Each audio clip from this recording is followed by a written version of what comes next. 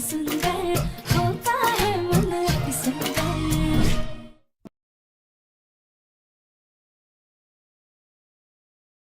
नमस्कार। चलिए आज बात करते हैं मन अति सुंदर के उस एक मोड़ की जहां एक किरदार अपनी जिंदगी की सबसे बड़ी सबसे मुश्किल चुनौती का सामना करता है। और पूरी कहानी ना बस इसी एक सवाल के इर्द गिर्द घूमती है। क्या प्यार की ताकत सच में इतनी ज्यादा हो सकती है कि वो किसी के मन में बसे गहरे से गहरे डर पर भी जीत हासिल कर ले? चलिए इसी सवाल का जवाब ढूंढते हैं। तो चलिए शुरू से शुरू करते हैं। कहानी की शुरुआत होती है एक प्लान से। बड़ा ही सिंपल सा प्लान था। एक विलन को बेनकाब करना था। लेकिन ये प्लान जितनी तेजी से बना था, उससे भी ज्यादा तेजी से एक जानलेवा मुसीबत में बदल गया। तो प्लान ये था कि राधिया एक पुतले को सबूत की तरह इस्तेमाल करके निहारिका का सच सबके सामने ले आएगी। लेकिन इससे पहले कि वो ऐसा कुछ कर पाती, सीन में एंट्री होती है आग की। एक ऐसी रहस्यमयी आग जिसने पूरे के पूरे प्लान को ही बदल कर रख दिया।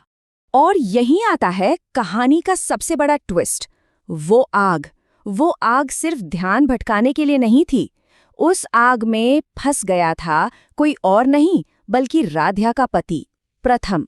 वो जलती हुई जगह के अंदर फंस जाते हैं। अब यहाँ सबसे दिलचस्प बात यह है कि कैसे एक साधारण सा प्लान पलक झपकते ही जिंदगी और मौत का सवाल बन गया। अब दांव पर सिर्फ सच नहीं लगा है, अब दांव पर किसी की जान लगी है। और आग की लपटों के बीच से प्रथम की ये आवाज आती है, ये चीख आती है जो साफ साफ दिखा रही है कि खतरा कितना बड़ा है। पूरा परिवार घबराया हुआ है, पर सब के सब बेबस हैं। आग तेजी से बढ़ती जा रही है और प्रथम तक पहुंचने वाला सिर्फ एक ही इंसान है। लेकिन उस इंसान का एक ऐसा राज है, एक ऐसा डर जो उसे पूरी तरह लाचार बना देता है। तो सबसे जरूरी बात यही है कि ये सिर्फ बाहर लगी एक आग नहीं है। असली आग तो राधिया के अंदर है, जिसका उसे सामना करना है। ये उसकी एक बहुत ही व्यक्तिगत, एक अंदरूनी लड़ाई है। देखिए, राधिया का डर कोई मामूली डर नहीं है। उसे पायरोफोबिया है, यानी आग से हद से ज्यादा डर लगना।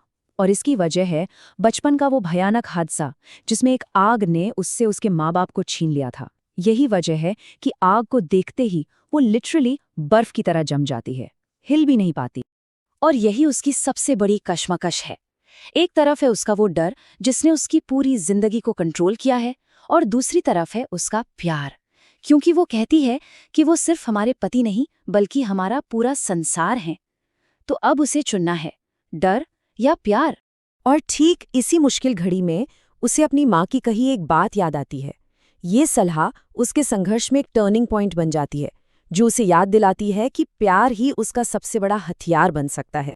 इन्हीं शब्दों से हिम्मत लेके राधिया आखिरकार आग की लपटों का सामना करने का फैसला करती है। ये उसके लिए एक तरह से अपने पति को बचाने की एक आधुनिक अग्नि परीक्षा है। तो चलिए अब एक्शन की तरफ बढ़ते हैं और देखते हैं कि ये कैसे आगे बढ़ता है। राधिया अपने फैसले को, अपने डर को पीछे छोड़कर एक साहसी बचाव अभियान में बदल देती है। जरा सोचिए, इतने प्रेशर में भी राधिया का दिमाग कितनी तेजी से काम करता है। वो अकेले आग में कूद जाती है, धुएं में प्रथम को ढूंढती है और फिर अपने गीले पल्लू का इस्तेमाल करके धुएं से बचते हुए एक कालीन की मदद से बाहर निकलने का रास्ता बना लेती है। जैसे ही वो दोनों बाहर आते हैं, राहत की सांस लेने का भी मौका नहीं मिलता, क्योंकि प्रथम धुएं की वजह से बेहोश हो जाता है। परिवार उनकी तरफ दौड़ता है, लेकिन उस पल में राधिया का सामना किसी और से नहीं बल्कि उसी आग से होता है जिसने एक बार उससे उसका सब कुछ छीन लिया था। तो ये जो पूरा वाकया है वो इस कहानी की मूल भावना को दिखाता है। हाँ, उसका डर बहुत बड़ा था, लेकिन प्रथम के लिए उसका प्यार वो एक कहीं ज्यादा शक्तिशाली ताकत साबित हुआ। और आखिर में हम देखते हैं कि राधिया ने सिर्फ अपने पति को ही नहीं बचाया, बल्कि उसने अपनी जिंदगी की उस दर्दनाक कहानी का अंत भी फिर से लिख दिया है। उसने आखिरकार आग को हरा दिया है। और ये कहानी जाते जाते हम सब के लिए एक गहरा सवाल छोड़ जाती है कि जब जिंदगी की सबसे बड़ी चुनौती सामने आएगी, तो उस लड़ाई में हमारा सबसे बड़ा हथियार क्या होगा? सोचने वाली बात है।